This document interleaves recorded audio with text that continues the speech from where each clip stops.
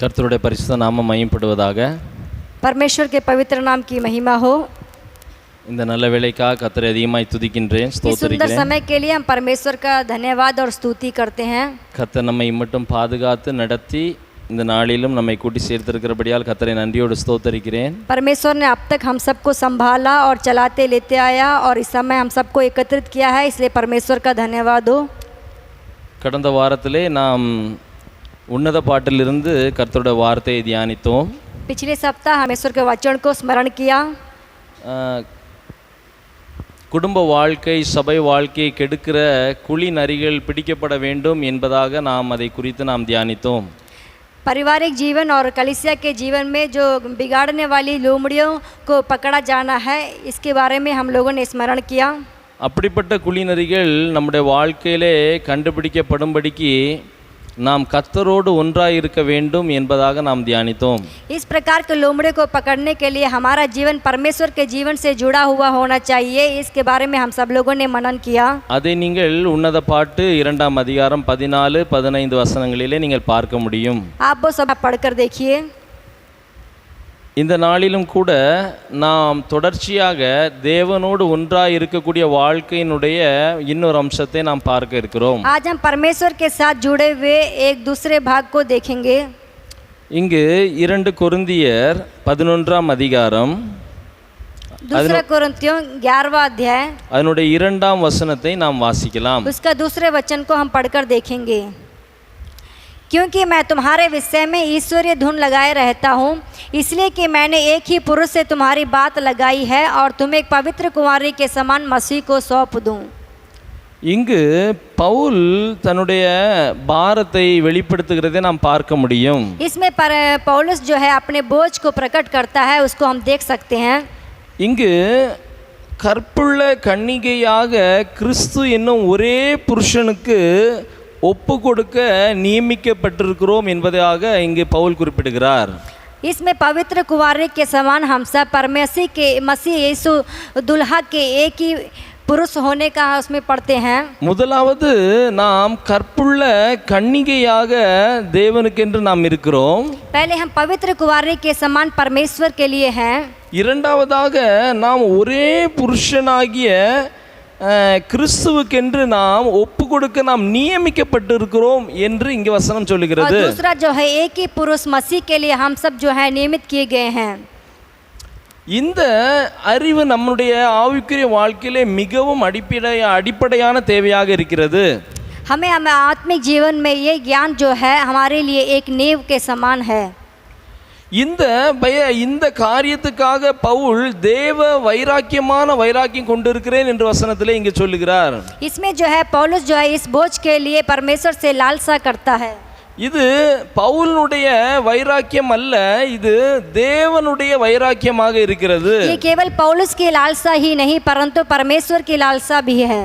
இதை நாம் யாக்கோபு எழுதின நிருபம் 4ஆம் அதிகாரம் அதனுடைய 5ஆம் வசனத்திலே வாசிப்போமேயானால், आप याकूब के पत्री 4वां अध्याय का 4ஆம் அதிகாரம் அதனுடைய 5ஆம் வசனம், उसका 5वां वचन पढ़कर देखिए। இங்கே நம்மில் வாசமாயிருக்கிற ஆவியானவர் நம்மிடத்தில் வைராக்கிய வாஞ்சையா இருக்கிறார் என்பதாக இங்கு வசனம் சொல்லுகிறது. इसमें दिखा गया है परमेश्वर जो हम सबसे इच्छा करता है वो हम पे लालसा भी करता है। இது ஆவியானவருடைய ஒரு வைராக்கியமான ஒரு வாஞ்சியாக இருக்கிறது. ये पवित्र आत्मा की एक लालसा है। இந்த வைராக்கியமான வாஞ்சையை பவுல் தன்னுடைய நிருபத்திலே கொரிந்தில் உள்ள விசுவாசிகளுக்கு வந்து காண்பிக்கிறார். पौलुस जो है इस प्रकार की लालसा को कोरिन्थियस कलीसिया के लिए प्रकट करता है। இதை எப்படி பவுல் அறிந்து கொண்டார்? ये पौलुस किस प्रकार जानता है? அவர் தேவனோடு ஒன்றித்த ஒரு வாழ்க்கை வாழ்ந்தபடியினாலே தேவனுடைய இருதய வைராக்கியத்தை அவருடைய வைராக்கியமாக இங்கு பார்க்கிறார். इसमें पौलुस का जीवन जो है पर प्रभु से जुड़े हुए के होने के कारण वो परमेश्वर की लालसा को अपनी लालसा के रूप में रहकर परमेश्वर के बोझ को जानता है। நம்முடைய வாழ்க்கையிலே நாம் எல்லாருமே கடைசி காலத்தில் இருக்கிறோம். இயேசு கிறிஸ்துவின் வருகை சமீபமாக இருக்கிறது என்பதை நாம் எல்லாரும் அறிவோம். हम सभी लोग जानते हैं कि हम अंतिम समय में है और परमेश्वर का आगमन भी निकट है। இயேசு கிறிஸ்து மணவாளனாக வரப்போகிறார், மணவாட்டியாக சபை எடுத்துக்கொள்ளப் போகிறார் என்பதை எல்லாரும் அறிந்திருக்கிறோம். और प्रभु यीशु मसीह दुल्हे के रूप में आने वाले हैं और दुल्हन हम सबको लेकर जाने वाले हैं, ये भी हम सभी लोग जानते हैं. ஆனால் சபை மணவாட்டியாக இருக்கிறது என்பது மெய்தான். कलीसिया जो है दुल्हन के रूप में है, ये वास्तविक है. ஆனால் இந்த சபையானது ஒரு தேவன் ஒரு வித தரத்தை விரும்புகிறார், அந்த தரத்தை அடைய வேண்டும். लेकिन परमेश्वर जिस जगह को चाहता है उस जगह को कलीसिया जो है प्राप्त करना है. நாம் பழைய ஏற்பாட்டில் உள்ள ஒரு சம்பவத்தை நாம் பார்க்கும் பொழுது पुराने नियम से एक संभव को हम देखेंगे நாம் இதை எளிதாக புரிந்து கொள்ள முடியும். तो हम इसको अच्छी तरह समझ सकेंगे. அது நமக்கு அதிகமான பிரயோஜனத்தை நம்முடைய வாழ்க்கையில் விளைவிக்கும். वो हमारे जीवन में एक अच्छा प्रयोजन भी होगा. நாம் ஆதியாகம புஸ்தகத்தினுடைய 24வது அதிகாரத்துக்கு வருவோம். हम उत्पत्ति के किताब 24वें अध्याय में आएंगे. நாம் எல்லாருமே அதிகமாய் நமக்கு பழக்கப்பட்ட ஒரு சம்பவமாக இது இருக்கிறது. ये हम सभी लोग अच्छी तरह जानते हैं, ये इस प्रकार का एक संभव है.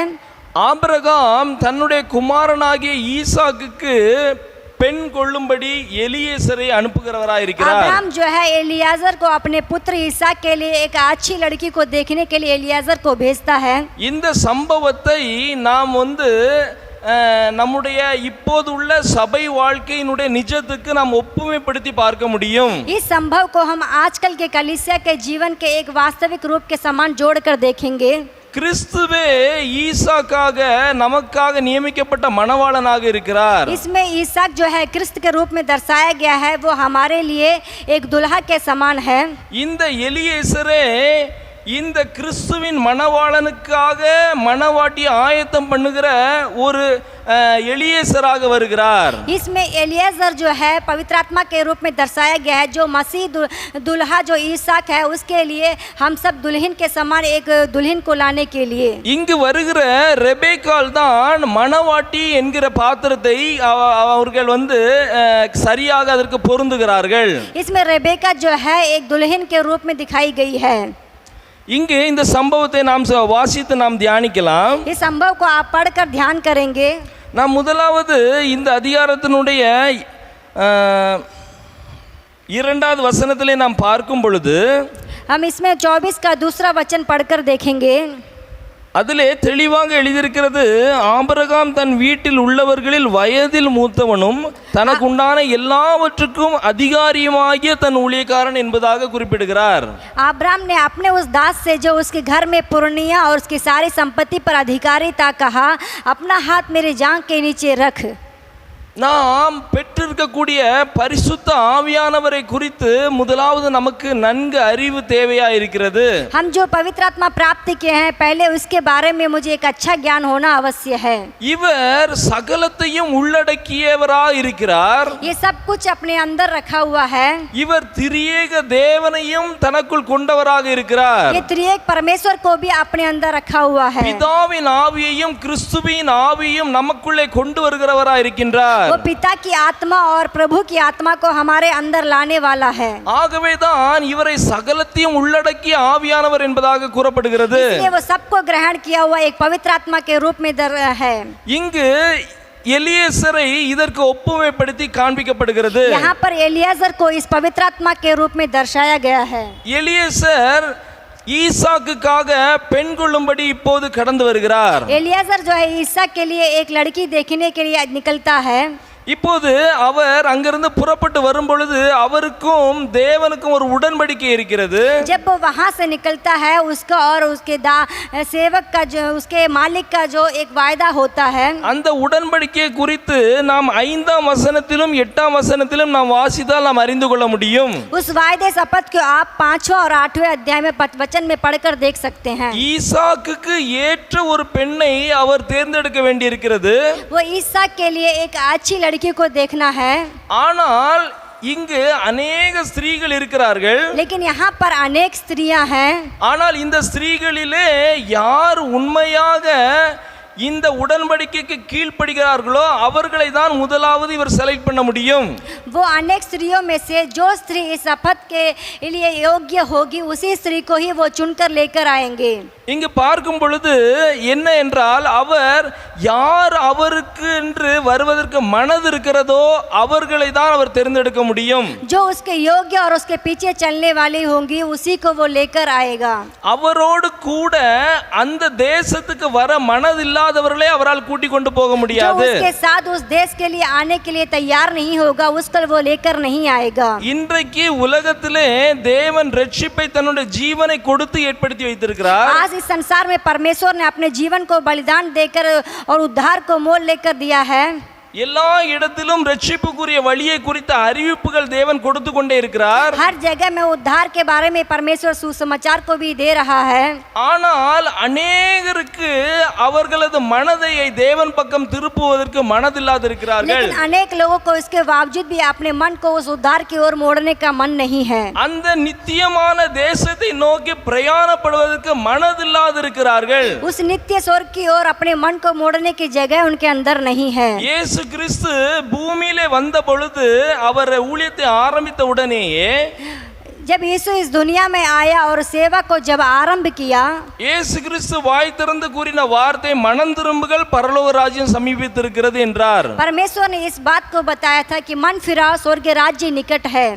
அப்படியானால் என்னுடைய மனதானது முதலாவது தேவன் பக்கம் திருப்ப வேண்டியிருக்கிறது. तो इसका मतलब यह है कि पहले सबसे पहले अपने मन को परमेश्वर की ओर मोड़ना है. நான் ஒருவேளை கிறிஸ்தவ குடும்பத்திலே பிறந்திருக்கலாம், चाहे हम ईसाई धर्म में पैदा हुए हों அல்லது நான் ஒருவேளை சர்ச்சுக்கு போய் வருகிற ஒரு நபராக இருக்கலாம், चाहे हम चर्च में आने जाने वाले एक व्यक्ति हों நான் எப்படிப்பட்ட நபராக இருந்தாலும் கூட चाहे किसी भी प्रकार के व्यक्ति हों இன்னும் என்னுடைய மனதானது தேவனிடமாய் திரும்ப வேண்டிய ஒரு அவசியம் இருக்கிறது. लेकिन तब भी हमारा मन जो है परमेश्वर के ओर अभी भी मोड़ना अवश्य है. இன்றைக்கு அநேகருடைய வாழ்க்கையிலே நீங்கள் பார்க்கும் பொழுது आज अनेक लोगों के हृदय में आप देखेंगे तो வேதத்தில் உள்ள अनेक காரியங்களை அறிவின்படி அறிந்திருக்கிறார்கள். इस संसार के अन्य बातों से अपने ज्ञान को भरे हुए हैं. ஆனால் மனதை தேவன் பக்கம் திருப்ப அவர்கள் மனமற்று இருக்கிறார்கள். लेकिन अपने मन को पर अपने हृदय को परमेश्वर की ओर मोड़ने के लिए उनके अंदर जगह नहीं है. ஆகவே தேவனுடைய ராஜ்யத்துக்கு சமீபமாய் அவர்களால் வர முடியாது இருக்கிறது. इसलिए वो परमेश्वर के राज्य के निकट आ नहीं पाते हैं. இங்கு நாம் இந்த காரியத்தை குறித்து நாம் பார்க்கிறோம். इसमें उस बात को लेकर हम देखेंगे இந்த மனது இருக்கிறவர்களை தான் பரிசுத்த ஆவியானவரால் தேவனிடத்தில் சேர்க்க முடியும். इस प्रकार के मन के लोगों को ही पवित्र आत्मा परमेश्वर के निकट ला सकता है. நீங்கள் அடுத்ததாக 13ஆம் வசனத்திலே நீங்கள் பார்க்கும் பொழுது अगला आप 13वां वचन पढ़कर देखिए.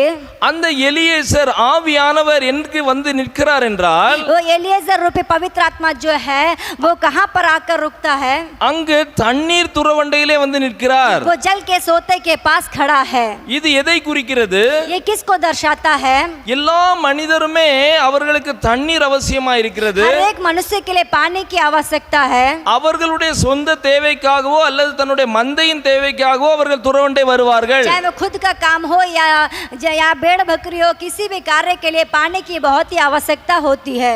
அந்த இடத்திலே பரிசுத்த ஆவியானவர் எலியேசர் வெயிட் பண்ணி கொண்டு இருக்கிறார். उस जगह पर पवित्र आत्मा रूपी एलिएजर जो है खड़ा होकर इंतजार कर रहा है. இப்போது இந்த துறவண்டையிலே வருகிற நபர்களை அவர் என்ன செய்கிறார் என்றால் அவர் அவர்களுடைய மனதை அவர் இருதயத்தை அவர் பார்க்கிறவராய் இருக்கிறார். जल के सोते के पास आने वाले हर एक व्यक्तियों के मन को वो देख रहा है. சபை வாழ்க்கையில வந்திருக்கிற நம் எல்லாருடைய வாழ்க்கையிலும் இந்த அனுபவம் இருக்கும். हम इस कलीसिया में आने वाले हर एक के जीवन में इस प्रकार का एक संभव जरूर होगा. நம்முடைய குடும்பத்திலே ஏதோ ஒரு கஷ்டத்துக்காக நாம் முதலாவது ஜெபத்துக்கு வந்திருப்போம். हम परिवार की किसी समस्या के खातिर इस प्रार्थना में आते हैं. ஏதோ ஒரு வியாதி பிரச்சனையா இருக்கலாம், किसी व्याधि के कारण हम इस कलीसिया में आते இல்லை हैं, என்றால் ஏதாவது ஒரு பிசாசினுடைய கட்டுகளா இருக்கலாம், या किसी दुष्टात्मा के ग्रस्त से होकर हम पर कलीसिया में आते हैं, இல்லை என்றால் வேறு ஏதாவது ஒரு பிரச்சனைக்காக நாம் வந்திருப்போம். या किसी अन्य समस्या के कारण हम इस कलीसिया में प्रार्थना में आते हैं. ஆனால் சபை வாழ்க்கையிலே நான் இதற்காக தான் வந்திருக்கிறேன்.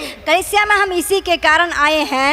அங்கு ஆவியானவர் சபையிலிருந்து என்னத்தை காண்பிக்கிறார் என்றால் लेकिन वहाँ कलीसिया में पवित्र आत्मा जो है क्या दिखाता है। நீங்கள் இங்கு 16வது வசனத்திலே நீங்கள் பார்ப்பீர்களானால் इस 16 वचन में आप देखेंगे तो அந்த பெண்ணானவள் மகா ரூபவதியா இருக்கிறாள், புருஷனை அறியாத கன்னிகையுமா இருந்தாள், அவள் துறவில் இறங்கி தன் குடத்தை நிரப்பிக் கொண்டு ஏறி வந்தாள் என்று எழுதியிருக்கிறது. वह अति सुंदर और कुमारी थी, वह किसी पुरुष का मुंह न देखा था, वह कुएं में सोते के पास उतर गई और अपना घड़ा भर के फिर ऊपर आई। நீங்கள் 17வது வசனத்தையும் சேர்த்து பார்க்கும் பொழுது तब वह दास उससे भेंट करने को दौड़ा और कहा, இந்த எலியாசானவர் ஓடி போய் அவளிடத்திலே குடத்திலிருந்து தனக்கு தண்ணீர் தரும்படி கேட்கிறார். वह एलियाजर जो है उस रेबेका के पास जाकर उससे भेंट करने को दौड़ा और कहता है कि घड़े में से थोड़ा पानी मुझे पिला दे।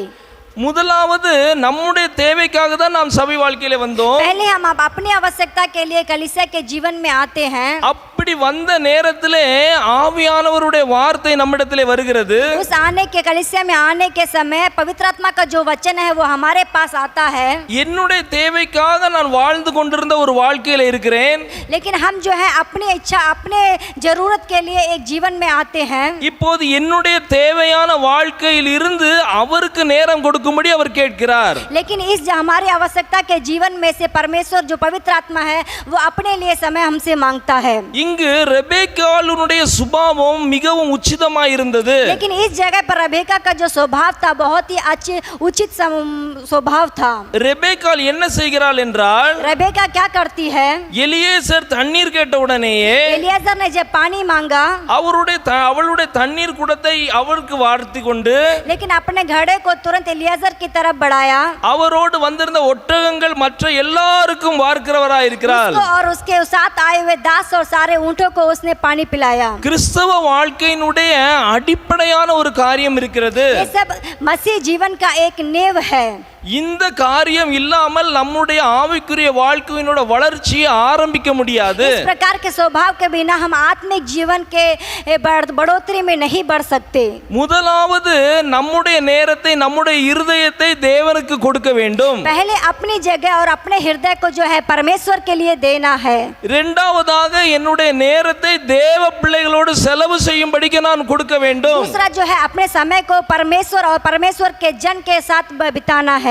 இதை இந்த இரண்டு காரியங்களும் இல்லாத ஒரு வாழ்க்கை உள்ள நபர், इस दोनों स्वभाव के बिना एक व्यक्ति அவர்களால் நிச்சயமாகவே இந்த ஆவியானவருடைய உறவுக்குள் வர முடியாது. इस पवित्र आत्मा के संबंध में नहीं बढ़ सकता है। இங்கு ரெபெக்காள் இதிலே மிகவும் குணசாலியா இருக்கிறாள். इस प्रकार के स्वभाव में रेबेका जो थी बहुत ही गुणशील थी। கிறிஸ்துவின் மணவாட்டியாக நாம் மாறுவதற்கு परमेश्वर के दुल्हन के रूप में बदलने के लिए இந்த அடிப்படையான தேவை நமக்கு வேண்டியதா இருக்கிறது.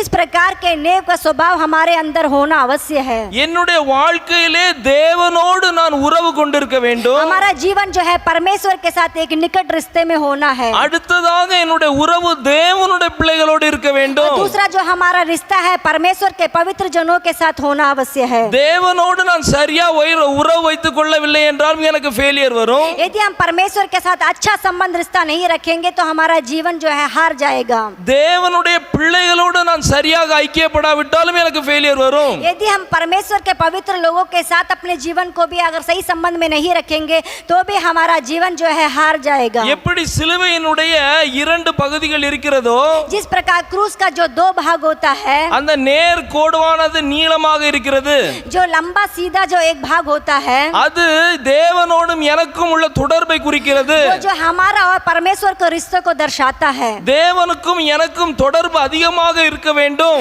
हमारा और परमेश्वर का रिश्ता जो है बहुत ही अधिक होना अवश्य है। இரண்டாவதாக அந்த இடைக்கோடு இருக்கிறது.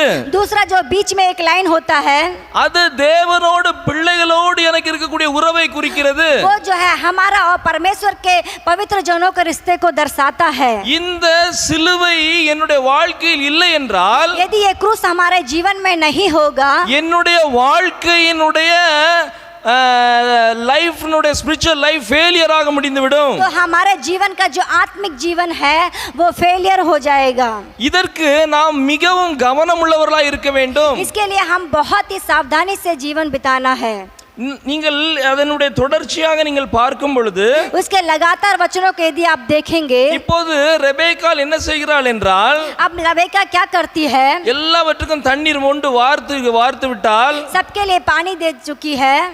இப்போது இந்த எலியேசர் ஆவியானவர் அவளுக்கு ஒரு காரியம் செய்கிறார். उस समय एलियाजर जो पवित्र आत्मा है वो जो एक कार्य करता है। நீங்கள் இந்த 22ஆம் வசனத்தை வாசித்து பார்க்கும் பொழுது आप 22वें वचन को पढ़कर देखिए, அங்கு அவளுக்கு பொன் காதணிகளையும் பொன் 2 கடகங்களையும் கொடுக்கிறார். जब ऊंट पी चुके तब उस पुरुष ने आधा तोला सोने का एक नथ निकालकर उसको दे दिया और 10 तोले सोने के कंगन उसके हाथों में पहना दिए। இது எதை குறிக்கிறது? ये किसको दर्शाता है? கிறிஸ்துவினுடைய ஐஸ்வரியங்களை நமக்கு தருகிறார். कि ये नथ और ये जो कंगन जो है आत्मिक धन को दिखाता है। கிறிஸ்துவினுடைய ஐஸ்வரியங்கள் என்றால் என்ன? आत्मिक धन जो है, கிறிஸ்துவினுடைய ஐஸ்வரியங்கள் என்பது கிறிஸ்துவினுடைய ஜீவனையும் சுபாவத்தையும் உட்செலுத்துகிறார்.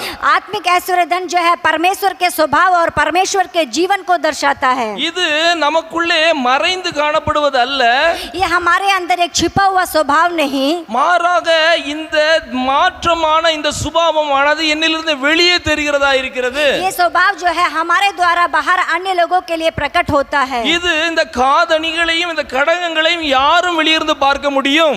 इस नाक में पहने हुए नथ और कंगन को हर कोई व्यक्ति देख सकता है। எனக்குள் உருவாகக்கூடிய தேவனுடைய சுபாவங்களை மற்றவர்கள் அறிய முடியும். इसी प्रकार हमारे अंदर भी आत्मिक स्वभाव जो उत्पन्न होता है, परिवर्तन होता है, उसको अन्य व्यक्ति बाहर से देख सकते அது हैं। மறைந்திருக்காது. ये कभी छिपा हुआ नहीं हो सकता। நீங்க அடுத்ததாக பாருங்கள், आप अगला देखिए, அங்கு 23ஆம் வசனத்திலே அவளுடைய வீட்டிலே தங்குவதற்கு இடம் கேட்கிறார்கள். और अगले वचन में वह आप उसके घर में ठहरने के लिए, टिकने के लिए एक स्थान मांगता है। இது எதற்கென்றால் ये किस लिए? ஓ அவளோடு தங்குவதற்கென்று அவர் விரும்புகிறார். कि वो परमेश्वर जो पवित्र आत्मा है उस व्यक्ति के घर में ठहरने के लिए मांग रहा है। நமக்குள் வந்திருக்கிற கூடிய ஆவியானவர் हमारे अंदर जो पवित्र आत्मा आया है, நம்மோடு தங்கி வாசம் பண்ண விரும்புகிறார். हमारे साथ हमारे हृदय में वास कर कर ठहरना चाहता है। ஏதோ கொஞ்ச நேரம் நாம் ஜெபத்திலே வந்து அந்நிய பாஷை பேசி ஜெபித்து விட்டு हम एक समय के लिए भवन में आकर प्रार्थना करके ऐसे खाली जाना नहीं। அந்த நேரம் ஆவியானவர் வந்து போகிறவர் அல்ல, उस समय पवित्र आत्मा तुरंत चला नहीं जाता, மாறாக அவர் நம்மோடு கூட இருந்து நம்மோடு வாசம் பண்ண விரும்புகிறார். बल्कि वो हमारे संग हमेशा के लिए रहकर हमारे साथ वास करना चाहता है। அவர் நமக்குள் தங்கி இருக்க விரும்புகிறார். वो हमारे हृदय में वास करना चाहता है। இங்கு ரெபேக்காள் அவருக்கு தங்க இடம் கொடுக்கிறாள். इसमें रेबेका जो है अपने साथ ठहरने के लिए जगह देती है। அது மாத்திரமல்ல, वो ही केवल नहीं, அவர் அவளோடு தங்க ஆரம்பித்த உடனே वो वहाँ पर जगह टिकने के लिए जगह मिलने पर, தங்குவதற்கு இடம் இவள் கொடுக்கிறதுக்கு முற்பட்ட உடனேயே वो जगह को जब लोग देने के लिए तैयार हो गए, அங்க ஒரு சம்பவம் நடக்கிறது. वहाँ पर एक संभव होता है। நீங்கள் அதை 28வது வசனத்திலிருந்து வாசித்தால் உங்களுக்கு அது தெரியும். आप 28 से पढ़कर देखेंगे तो आपको पता चलेगा। तब उस कन्या ने दौड़कर अपनी माता के घर में यह सारा वृत्तांत कह सुनाया। तब लाबान जो रेबेका का भाई था बाहर कुएं के निकट उस पुरुष के पास दौड़ा गया। 30ஆம் வசனத்தையும் और வாசிங்க. ऐसा हुआ कि जब उसने वह नथ और अपनी बहन रेबेका के हाथों में वे कंगन देखे और उसकी यह बात भी सुनी, तो उस पुरुष ने मुझसे ऐसी बातें कही। तब वह उस पुरुष के पास गया और क्या देखा कि वह सोते के निकट ऊंटों के पास खड़ा है। இங்கு இந்த ரெபேக்காள் ஆனவள் என்ன செய்கிறாள் என்றால், ஓடி போய் இந்த காரியங்களை குறித்து தன்னுடைய வீட்டில் உள்ளவர்களுக்கு எல்லாம் சொல்லுகிறாள். इसमें रेबेका जो है दौड़कर अपने घर पे जाकर अपने माता भाइयों को इस वृत्तांत को सुनाती है। கிறிஸ்துவினுடைய சுபாவத்தினால் நான் நிரப்பப்படும் பொழுது, परमेश्वर के स्वभाव से जब हम भरते हैं, கிறிஸ்துவினுடைய இப்படிப்பட்ட ஐஸ்வரியங்களால் நான் நிரப்பப்படும் பொழுது, परमेश्वर के इस प्रकार ऐश्वर्य आत्मिक गुणों से भरने पर என்னால் சும்மா இருக்க முடியாது. हम आप खाली नहीं रह सकते।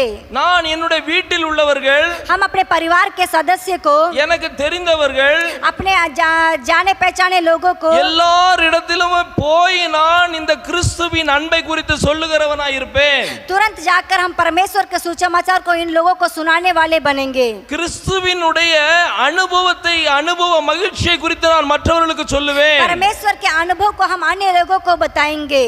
அது மாத்திரமல்ல, केवल वही नहीं, நாம் இந்த 30ஆம் வசனத்திலே பார்க்கும் பொழுது जैसे हम लोगों ने 30वें वचन को देखा இங்கே இந்த ரெபேக்காளுக்கு ஒரு சகோதரன் இருக்கிறார். कि रेबेका का एक भाई है, அவர் பேர் லாபான். उसका नाम जो है लाबान।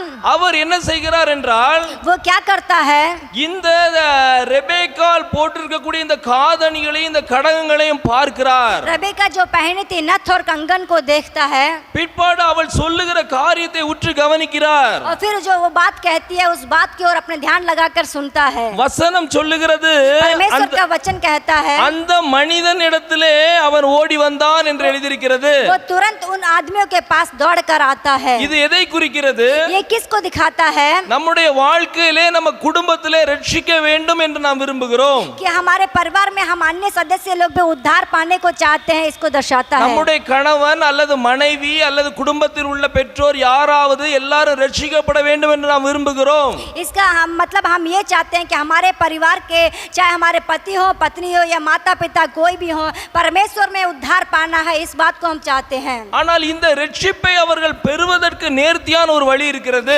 लेकिन इस उद्धार को पाने के लिए हमारे लिए एक सही रास्ता है। இதற்கு நான் முழுவதுமாக இடம் கொடுக்கிறவனாய் முதலாவது இருக்க வேண்டும். इसके लिए यही रास्ता है कि पहले हम अपने आप को उस मार्ग पर चलने के लिए अपने आप को तैयार करना है। இந்த கிறிஸ்துவினுடைய ஜீவன் மற்றும் சுபாவத்தினால் நான் நிரப்பப்பட்டிருக்க வேண்டும்.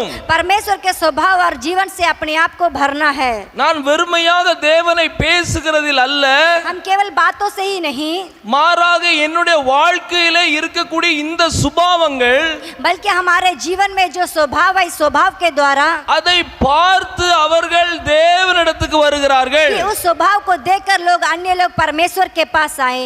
இது எதை குறிக்கிறது என்றால், ये किसको दिखाता है, குடும்பத்துக்குள்ளே ஒரு சாட்சியுள்ள வாழ்க்கையை குறிக்கிறது. कि परिवार में हम एक जीवित गवाही के रूप में अपने जीवन को दिखाना है। நாம் வேலை செய்கிற இடங்களிலே ஒரு சாட்சியுள்ள வாழ்க்கையை குறிக்கிறது. हम जहाँ काम करते हैं वहाँ पर परमेश्वर का एक जीवित गवाही बनना है।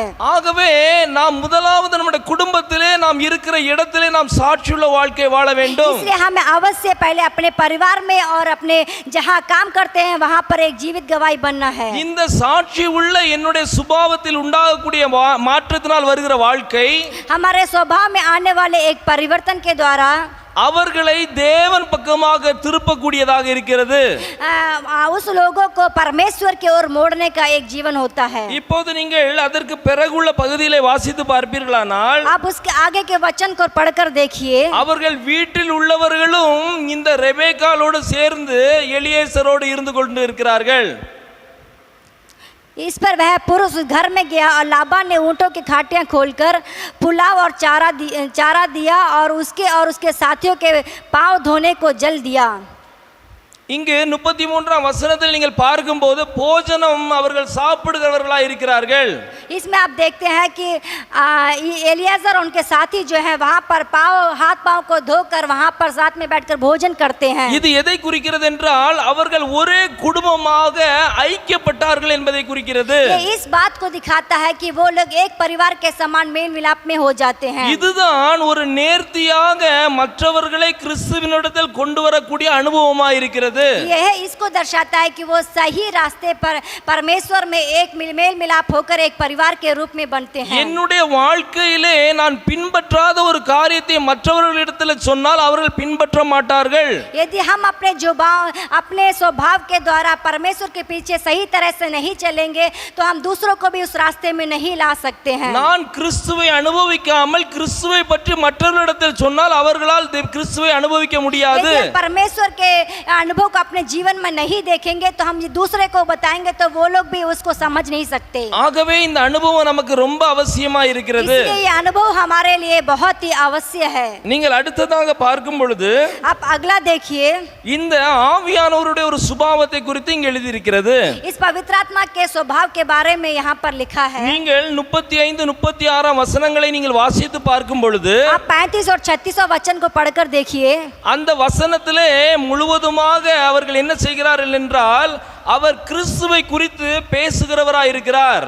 यहाँ पर ये देख सकते हैं एलियाजर जो है अपने मालिक के बारे में हमेशा बात करने वाला होता है. இங்கு எலியேசர் ஈசாக்கை குறித்து பேசுகிறார். एलियाजर जो है ईसा के बारे में बात करता है. இங்கு நமக்குள்ள இருக்கக்கூடிய ஆவியானவர் கிறிஸ்துவை உயர்த்தி காண்பிக்கிறவராய் இருக்கிறார். इसी प्रकार हमारे अंदर वास करने वाला पवित्र आत्मा जो है परमेश्वर के बारे में हमसे हमेशा बात இந்த करता है. வேதத்திலே எல்லா இடங்களிலும் குறிப்பிட்டிருக்கக்கூடிய கிறிஸ்துவினுடைய நிஜத்தை நமக்கு காண்பிக்கிறவராய் இருக்கிறார். हम इस बार धर्म शास्त्र में परमेश्वर के बारे में बताया गया हर एक वचन को लेकर पवित्र आत्मा हमारे जीवन में दिखाता है. இப்படிப்பட்ட அனுபவம் தான் வேதத்தினுடைய வெளிச்சத்தை நமக்கு கொண்டு வரக்கூடிய அனுபவமா इस இருக்கிறது. प्रकार का अनुभव ही परमेश्वर के वचन के प्रकाश को हमारे जीवन में लाता है. இதைத்தான் எபேசியர் 1ஆம் அதிகாரத்திலே கடைசி வசனத்திலே நீங்கள் வாசிக்கும் பொழுது, इसी को आप इफिसियों के किताब கடைசி வசனத்தை நீங்க வாசிக்கும் பொழுது 9 का आखिरी वचन पढ़कर देखिए.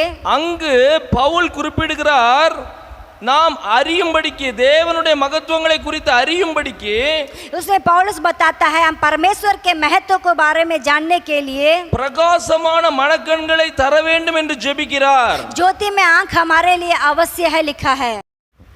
இங்கு கிறிஸ்துவை குறித்து ஆவியானவர் உயர்த்தி காண்பிக்கிறவராய் இருக்கின்றார்.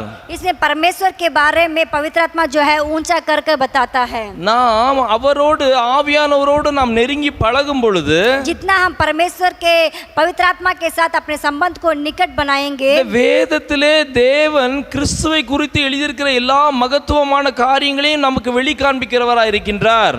और पवित्र आत्मा जो है परमेश्वर के बारे में जो जो वचन लिखा है उसके बारे में हमारे जीवन में प्रकट करेगा. நாம் அதிலிருந்து தொடர்ச்சியாக பார்க்கும் பொழுது इसमें हम आगे को लगातार देखने पर நாம் அதனுடைய 53வது வசனத்தை வாசிப்போம். 53वां वचन पढ़ेंगे. फिर उस दास ने सोने और रुपए के गहने और वस्त्र निकालकर रेबेका को दिए और उसके भाई और माता को भी उसने अनमोल अनमोल वस्तुएं दी.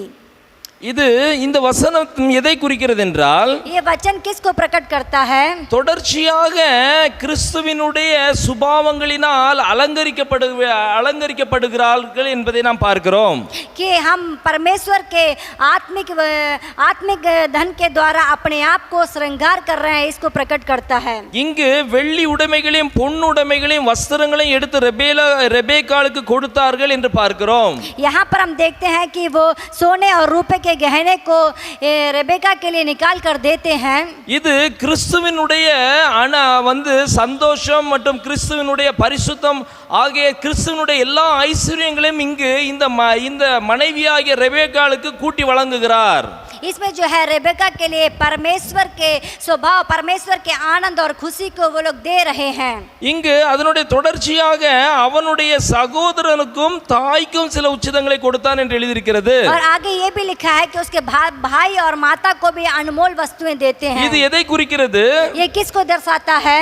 அவர்கள் இந்த ரெபேக்காளோடு கூட இருக்கிறவருடைய குடும்பத்தினரும் रेबेका के साथ रहने वाले उस परिवार के सदस्य को भी கிறிஸ்துவினுடைய இந்த உச்சிதமான அனுபவங்களை அவர்களும் பார்த்து அனுபவிக்கிறார்கள். कि परमेश्वर के इस उच्च अनुभव और स्वभाव को वो लोग भी प्राप्त कर रहे हैं. நாம் உண்மையாகவே நேர்த்தியாக ஆவியானவரோடு இசைந்து வாழும் பொழுது, यदि हम सच में पवित्र आत्मा के साथ में एक निकट संबंध बनाएंगे तो நம்முடைய குடும்பத்தில் உள்ளவர்கள் ஒருவேளை ரட்சிக்கப்படாமல் இருந்தாலும் கூட, चाहे हमारे परिवार के सदस्य उद्धार भी ना पाए हों, அவர்களும் கூட இந்த கிறிஸ்துவினுடைய சுபாவத்தை ஜீவனை பார்த்து அனுபவிக்கிற இடத்துக்கு வருவார்கள். कि उस परमेश्वर के स्वभाव और जीवन को देखकर उसको अनुभव करके उस मार्ग पर आएंगे. அதோடு இந்த எலியேசர் நிறுத்திவிடவில்லை. और एलियाजर ने तुरंत इसी जगह पर नहीं रोका. எலியேசர் உடனடியாக இந்த பிரயாணத்தை துரிதப்படுத்துகிறவராய் இருக்கிறார். एलियाजर इस यात्रा को जो है आगे का और बढ़ाता है. அவர் இந்த ரெபேக்காளை மணவாளனிடம் கொண்டு போய் சேர்க்கிறது வரையிலும் அவர் வைராக்கிய வாஞ்சியாய் செயல்படுகிறவராய் இருக்கிறார். वो इस रेबेका को उसके मालिक तक पहुंचाने तक वो जो है अपनी यात्रा को बनाए रखता है. இங்கு முக்கியமான ஒரு வசனம் 57வது வசனத்தை நாம் பார்க்க முடியும். 57 पढ़कर देखिए. இங்கு அவளுடைய வாய்ப்பிறப்பை கேட்போம் என்று சொல்லுகிறார்கள். कि वो लोग ये देखते हैं कि वो क्या कहती है. இது எதை குறிக்கிறது? ये किसको प्रकट करता है? நம்முடைய வாழ்க்கையிலே நாம் இப்படியாக கிறிஸ்துவை பின்பற்றும் பொழுது, हम इस प्रकार परमेश्वर के पीछे जब चलेंगे, ஆவியானவரோடு நாம் வாழும் பொழுது, और परमेश्वर के साथ अपने जीवन को बिताएंगे तो நம்முடைய வாழ்க்கையிலே சில பகுதிகள் வரும். हमारे जीवन में कुछ संभव होगा. இந்த பகுதிகள் எதற்கு என்றால், ये संभव इसलिए होगा நாம் கிறிஸ்துவை எந்த அளவுக்கு நாம் நேரடியாக வெளிப்படுத்துகிறோம் என்பதற்காக, कि हम अपने जीवन में परमेश्वर को किस प्रकार अपने दिखाते हैं. என்னுடைய வாயின் வார்த்தைகளால் நான் கிறிஸ்துவுக்கு சாட்சியா இருக்கிறேனா என்பது कि हम முக்கியம். अपने मुंह के बातों के द्वारा परमेश्वर के लिए गवाही बनते हैं या नहीं. ஆவியானவர் இதை நம்முடைய வாழ்க்கையில எதிர்பார்ப்பார். पवित्र आत्मा जो है इस भाग को हमारे जीवन में इंतजार करके देखता है. நம்முடைய வாழ்க்கையில ஒருவேளை நம்முடைய பிள்ளைகளுடைய கல்யாண காரியங்களா இருக்கலாம், हमारे बच्चों के साथ विवाह के कार्य हों, இல்லை நம்முடைய வேறு ஏதாவது ஒரு சூழ்நிலையாக இருக்கலாம். या हमारे जीवन में दूसरे प्रकार की परिस्थितियां हों. எல்லா சூழ்நிலைகளிலும் நான் உண்மையாகவே கர்த்தரை முன்னிறுத்துகிறேனா அல்லது எனக்கு பிடித்ததை நான் முன்னிறுத்துகிறேனா என்பதை பார்ப்பார். इस प्रकार के हर एक परिस्थितियों में हम परमेश्वर को पहली जगह देते हैं या अपने खुद के ज्ञान के लिए पहली जगह देखते हैं, ये देखता है. நான் உண்மையாகவே என்னுடைய பிள்ளைகள் அல்லது எனக்கு வேண்டியவர்களுக்கு நான் சொல்லும் பொழுது கிறிஸ்துவை முன்னிலைப்படுத்தி சொல்லுகிறேனா அல்லது என்னுடைய அறிவை முன்னிலைப்படுத்தி சொல்லுகிறேனா என்பது हम முக்கியம். अपने बच्चों के लिए, अपने परिवार के सदस्यों के लिए, अन्य लोगों के लिए जब कोई बात बताते हैं तो उस बात में हम परमेश्वर के लिए पहली जगह देते हैं या अपने ज्ञान के लिए पहली जगह देते हैं, इस बात को पवित्र आत्मा देखता है. எடுத்துக்காட்டாக उदाहरण के लिए ஒரு நம்முடைய குடும்பத்தில் நம்முடைய சொந்த பிள்ளை கல்யாணம் இருக்கிறது என்று வைத்துக் கொள்ளுங்கள். यदि अपने बच्चों की यदि कोई शादी हो, நான் ரட்சிக்கப்பட்டிருக்கிறேன், हम उद्धार पाए हैं ஆனால் என்னுடைய பிள்ளைக்கு நான் கல்யாணம் எடுக்க வேண்டியிருக்கிறது. और अपने बच्चे के लिए विवाह कराना है. இப்போது அவர்களுக்கு நான் சம்பந்தம் பார்க்கிறது கிறிஸ்துவுக்கு ஏற்ற நபரிலே நடக்கிற ஒரு நபரை பார்ட்னராக பார்க்கிறேனா, यहाँ पर अपने बच्चों के शादी के लिए हम उद्धार पाने के बाद एक परमेश्वर के योग्य एक व्यक्ति को देखते हैं, या அல்லது நான் ஜாதி காரியங்கள் या जाति அல்லது படிப்பு அந்தஸ்து பண காரியங்கள், पढ़ाई धन, इन सब को देखते हैं. இந்த காரியங்களை எல்லாம் நான் பார்க்கிறேனா, इस प्रकार की बातों में हम ध्यान देते हैं या नहीं. இது மிக முக்கியமான காரியம். ये बहुत ही मुख्य भाग है. சபை வாழ்க்கையில் இருக்கிற अनेகருடைய குடும்பங்களிலே இருக்கக்கூடிய பிரச்சனைகளுக்கு இதுவே காரணமா இருக்கிறது. कलीसिया में आने वाले अनेक व्यक्तियों के जीवन में इस प्रकार की समस्या हमेशा उठती है. நீங்கள் பணத்துக்கு முக்கியத்துவம் கொடுப்பீர்களானால் यदि आप धन के लिए पहला स्थान देंगे, அதனுடைய விளைவை தான் அனுபவிக்க முடியும். उसके प्रतिफल को ही आप पाएंगे.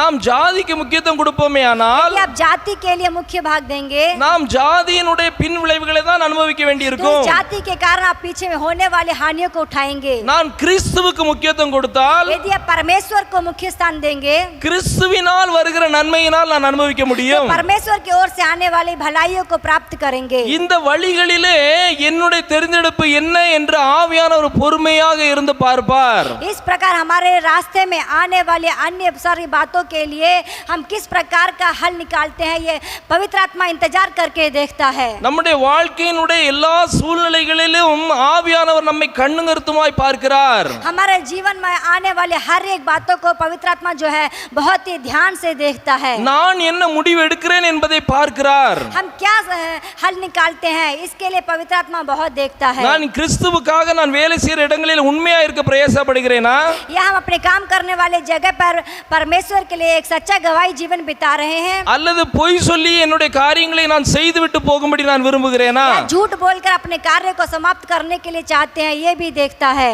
கிறிஸ்தவ வாழ்க்கை கிறிஸ்துவை போல வாழ்கிற ஒரு வாழ்க்கையா இருக்கிறது.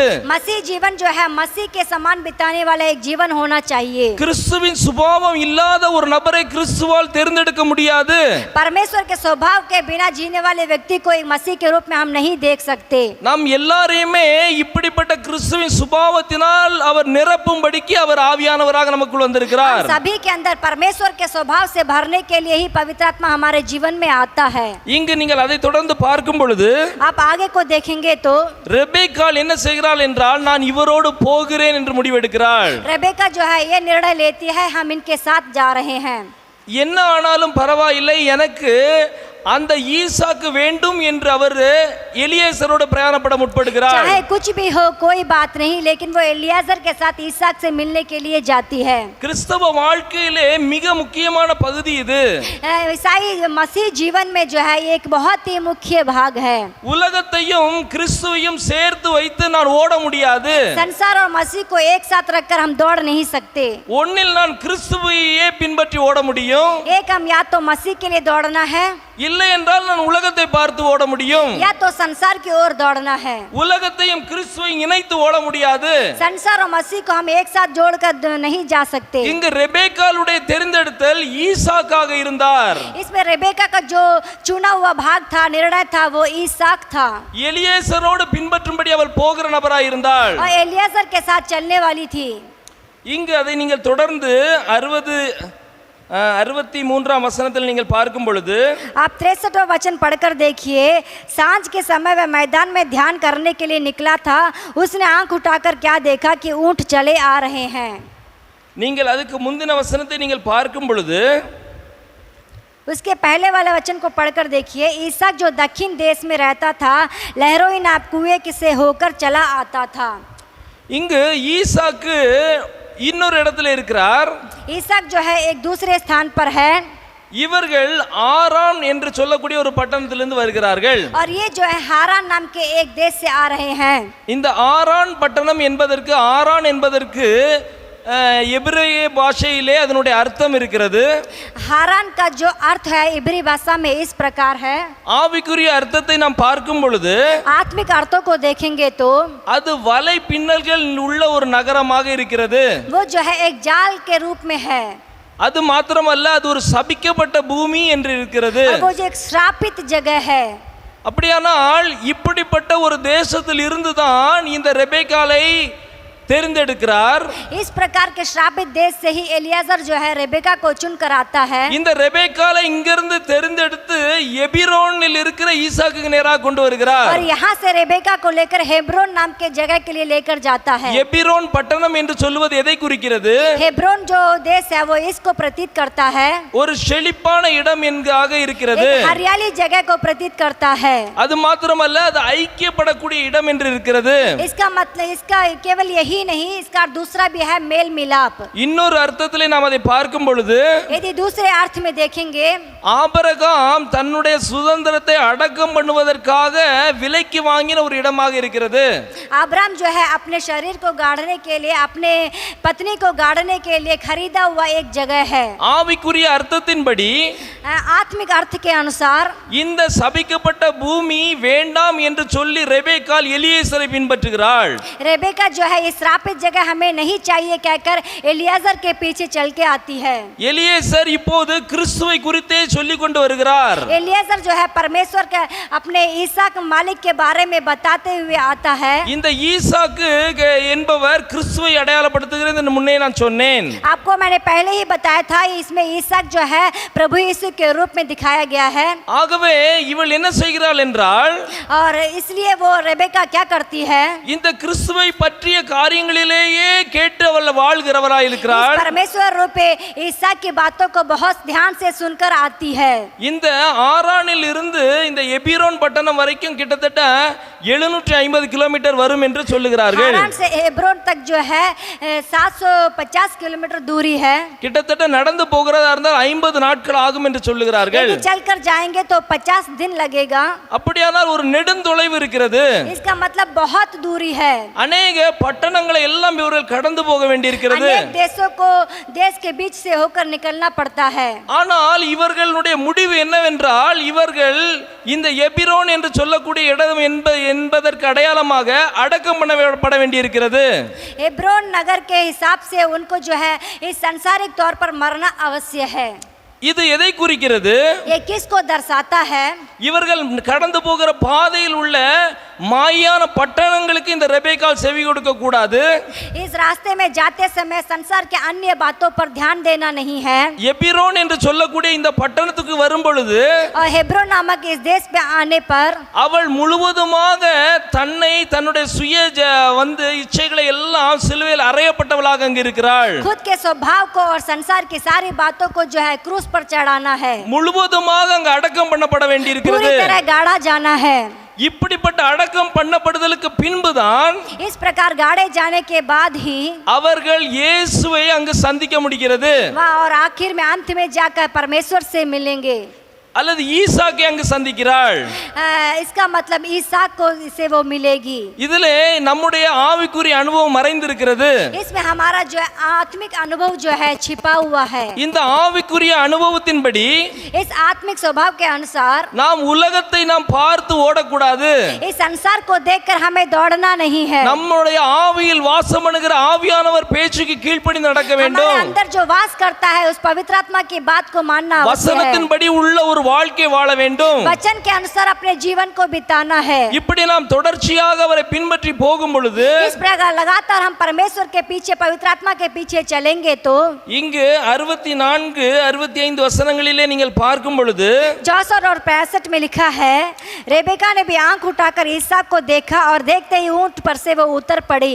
तब उसने दास से पूछा, जो पुरुष मैदान पर हमसे मिलने को चला आता है सो कौन है? दास ने कहा, वह तो मेरा स्वामी है. இங்கு ரெபேக்காள் தூரத்திலே ஈசாக்கை பார்க்கிறாள். इसमें रेबेका जो है दूर से ही ईसाक को देखती है ஈசாக்கு தூரத்திலே ரெபேக்காளை और பார்க்கிறாள். ईसाक भी दूर से रेबेका को देखता है. இதுதான் நம்முடைய அனுபவத்தினுடைய உச்சநிலையாக இருக்கும். यही हमारा स्वभाव का और हमारे अनुभव का जो है उचित स्थान है. பவுல் சொல்லுகிறார், पौलुस कहता है, நாம் எல்லாரும் கண்ணாடியிலே காண்கிறது போல இன்று காண்கிறோம். जिस प्रकार हम दर्पण में देखते हैं उसी प्रकार हम सब दिखते हैं. நாம் ஒரு நாளிலே அவரை திறந்த முகமாய் பார்ப்போம். और एक दिन हम परमेश्वर को अपने आमने सामने देखेंगे இது நம்முடைய அனுபவமாக மாறும். तो ये हमारा अनुभव होगा. ஆணை ஆவியானவரோடு நாம் கீழ்ப்படிந்து நடக்க நடக்க நடக்க जितना हम पवित्र आत्मा की बातों को आज्ञाओं को मानकर चलते आएंगे நம்முடைய மணவாளனாகிய கிறிஸ்துவை நோக்கி நாம் நெருங்குவதை நாம் உணர முடியும். तो हम अपने दुल्हा मसीह को जो है अपने पास अधिक निकट आते हुए देखेंगे. நம்முடைய ஆவின் கண்களினாலே அவரை நாம் கிட்டி சேருகிறோம் என்பதை நாம் பார்க்க முடியும். हम अपने आत्मिक आंखों से परमेश्वर को निकट जाते हुए देखेंगे. அவர் அங்கிருந்து மத்தியாகத்துக்கு வருவார். वो अपने स्वर्ग पे से मध्य आकाश में आएगा நாம் இங்கு இருந்து அவரை எதிர்கொண்டு நாம் மத்தியாகத்துக்கு கடந்து और हम செல்வோம். भी परमेश्वर से मिलने के लिए मध्य आकाश में जाएंगे. இதைத்தான் வெளிப்படுத்தின விசேஷத்தில் ஆட்டுக்குட்டியானவரின் கல்யாணம் வந்தது என்று எழுதியிருக்கிறது. इसी को प्रकाशित वाक्य में जो है परमेश्वर भेड़ के बच्चे का विवाह के बारे में दिखाया गया है. அவருடைய மனைவி தன்னை ஆயத்தம் பண்ணினாள் என்று சொல்ல கேட்டேன் என்று எழுதியிருக்கிறது. उसमें ये लिखा है, दुल्हन जो है परमेश्वर के लिए तैयार है. इस प्रकार लिखा है. ஒருவேளை நாம் நினைக்கலாம் இப்படியெல்லாம் யார் வந்து தன்னை ஆயத்தப்படுத்த முடியும் என்று. आप सोच सकते हैं कि इस प्रकार कौन तैयार हो सकता है.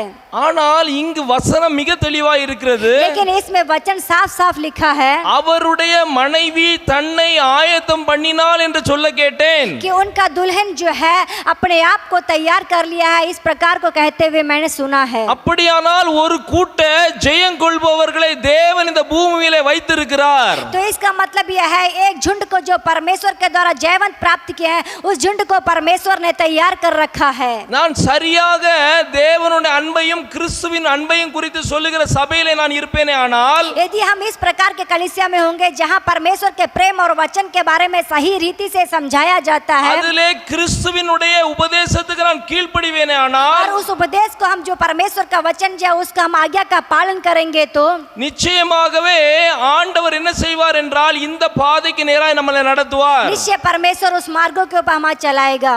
நம்மை ஜெயம் கொள்பவர்களாக மாற்றுவார். हमें जयवंत प्राप्त करने वाला बनाएगा. நான் வெறுமையாக ஒரு பெயரளவு கிறிஸ்தவனாக நான் வாழ்ந்தால் यदि हम नामधराई जीवन के रूप में अपने जीवन को बिताएंगे இதிலே நமக்கு பங்கு இருக்காது. तो हमारे लिए इस भाग में जगह नहीं मिलेगा.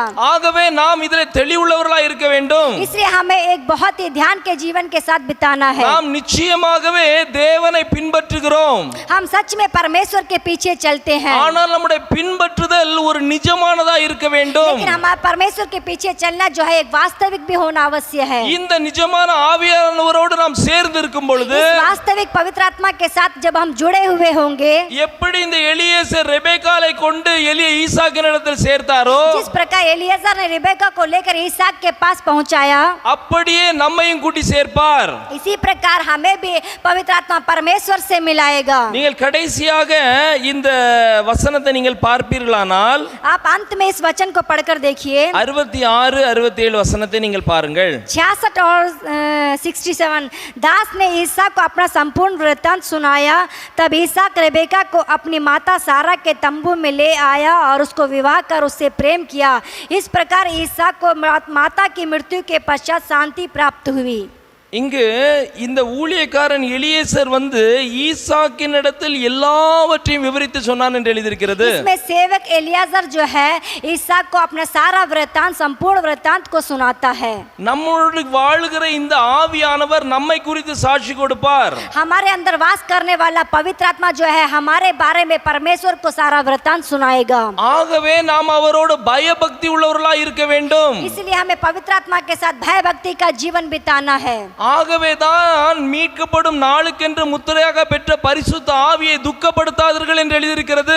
इसलिए परमेश्वर के वचन में साफ साफ लिखा है, पवित्र आत्मा को जो हम लोगों ने मोहर के रूप में प्राप्त किया है उसको दुख देना नहीं है। நாம் அவரை துக்கப்படுத்துவோமேயானால் நம்மால் சரியானபடி நாம் அவரை போக வேண்டிய இடத்துக்கு போக முடியாது. यदि हम पवित्र आत्मा को दुख देंगे तो जिस मार्ग में हमें चलना है, जहां पहुंचना है, हम सही तरह से चलकर नहीं पहुंच पाएंगे। ஆவியானவர் மிகவும் மென்மையானவர், पवित्र आत्मा जो है बहुत ही नम्र है, மிகவும் அன்பானவர், बहुत ही दीन है, தேவனை நமக்கு காண்பிக்கிறவர், परमेश्वर को हमें दिखाता है, சகலத்தையும் உள்ளடக்கிய ஆவியானவராக அவர் இருக்கிறார். संपूर्ण को अपने अंदर ग्रहण किया हुआ पवित्र आत्मा है। இங்கு அவருடைய சாட்சி முக்கியமா இருக்கிறது. यहाँ पर उसका गवाही जो है बहुत ही मुख्य है। இந்த சாட்சிக்கு பிறகு उस गवाही के बाद இங்கு வசனம் சொல்லுகிறது, ஈசாக்கு ரெபேக்காளை தன் தாயாகிய சாராளுடைய கூடாரத்துக்கு அழைத்து கொண்டு போய் அவளை தனக்கு மனைவியாக்கி கொண்டு அவளை நேசித்தான் என்று எழுதியிருக்கிறது. इसमें लिखा है, तब इसहाक रेबेका को अपनी माता सारा के तंबू में ले आया और उसको विवाह करके उससे प्रेम किया। इस प्रकार ईसा को माता की मृत्यु के पश्चात शांति प्राप्त हुई। பிரியமான சகோதர சகோதரிகளே, प्रिय भाइयों बहनों, நம் எல்லாருடைய வாஞ்சையும் இயேசுவின் வருகையிலே நாம் எடுத்துக்கொள்ளப்பட வேண்டும் हम என்பது. सबका जो है इच्छा जो है परमेश्वर के आगमन में उठा लिए जाना है। ஆனால் இயேசு கிறிஸ்துவினுடைய வந்து வருகையிலே நாம் எடுத்துக்கொள்ளப்பட வேண்டுமானால் परमेश्वर के आगमन में उठा लिए जाने के लिए நமக்கு நிச்சயமாகவே இந்த அனுபவம் நமக்கு தேவையாயிருக்கிறது. हमारे जीवन में इस प्रकार का अनुभव जो है निश्चय चाहिए। இது ஏதோ ஒரு கற்பனை பாத்திரமாக கூறப்பட்டது அல்ல. ये केवल एक कल्पना के तौर पर नहीं बताया गया இந்த है। வேதத்தில் குறிப்பிட்டிருக்கக்கூடிய எல்லா காரியங்களுமே கிறிஸ்துவினுடைய மாதிரியை குறிப்பிட்டு இருக்கிறது. इस वचन में दिए गए, इस धर्मशास्त्र में दिए गए हर एक वचन जो है परमेश्वर की छाया को प्रतीत करता है। ஆவியானவருடைய உதவியோடு நாம் பார்க்கும் பொழுது கிறிஸ்துவினுடைய ஐஸ்வர்யங்களை நாம் அறிந்து கொள்ள முடியும். पवित्र आत्मा की सहायता से यदि हम देखेंगे तो परमेश्वर के आत्मिक आशीर्वाद को हम देखेंगे। ஒருவேளை நம்முடைய வாழ்க்கையிலே நான் ஒரு காலத்தில் நான் இப்படிதான் இருந்தேன் ஆனால் இப்போது இல்லை என்று நாம் சொல்லலாம். यदि हम कहें हम एक समय में इस प्रकार के जीवन बिताते थे लेकिन आज नहीं है। நான் ரட்சிக்கப்பட்ட பொழுதிலே ரொம்ப தேவனுக்காக ஓடினவன். हम उद्धार पाए हुए आरंभ में परमेश्वर के लिए बहुत दौड़े।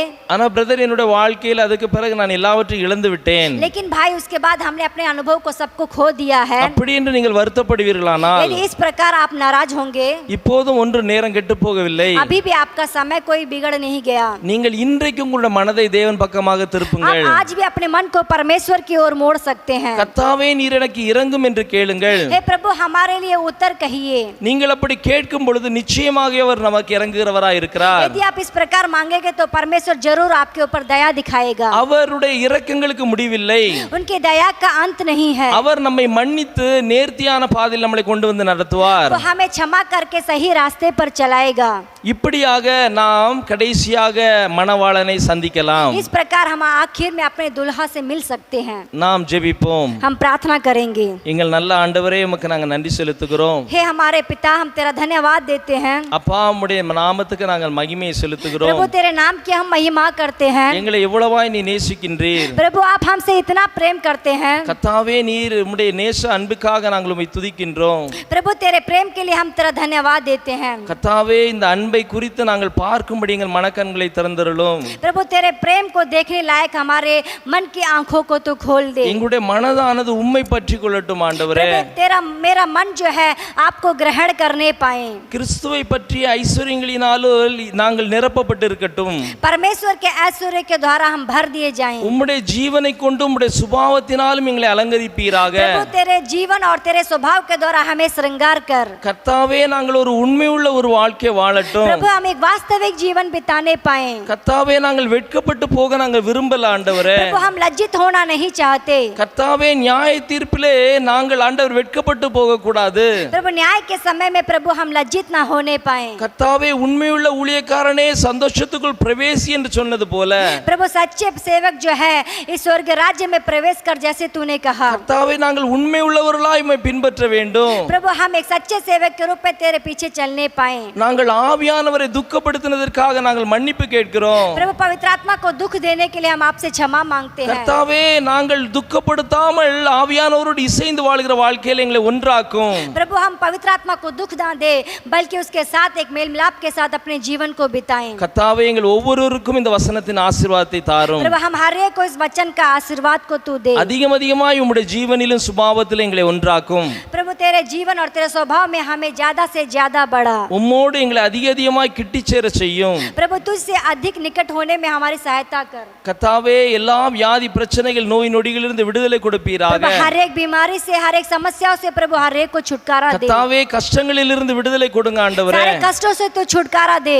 கர்த்தாவே சமாதானம் குடும்பத்தின் மீது தங்கி இருப்பதாக. तेरा समाधान हर एक परिवार के ऊपर ठहरने पाए। நீரே நிஜமான திருப்தியாக இருக்கின்றீர். प्रभु तू ही वास्तविक तृप्त है। கர்த்தாவே உம்மை பகிர்ந்தளியும் ஆண்டவரே. प्रभु अपने आप को हर एक के जीवन में तू बांट। ஒவ்வொரு குடும்பத்தையும் நாங்கள் சமாதானத்தை கூறி வாழ்த்தி ஆசீர்வதிக்கிறோம். प्रभु हर एक परिवार को तेरे शांति और समाधान को देकर हम आशीर्वाद देते हैं। ஒவ்வொருவரையும் ஆசீர்வதியும். हर एक को तू आशीष कर। கர்த்தாவே இந்த வசனத்தின்படி எங்களை அனுபவத்தில் எங்களை நடத்தும். प्रभु इस वचन के अनुसार इस प्रकार के अनुभव में हम सबको तू இது चला। எங்களுடைய வாழ்க்கையாக மாறட்டும். ये हमारा जीवन बनने पाए। உம்முடைய கரத்திலே எங்களை அர்ப்பணிக்கிறோம். तेरे हाथों में हम सौंपते हैं। இயேசுவின் நாமத்திலே கேட்டு ஜெபிக்கிறோம் எங்கள் நல்ல பிதாவே. यीशु के नाम से हम मांगते हैं पिता, आमीन। ஆமென்.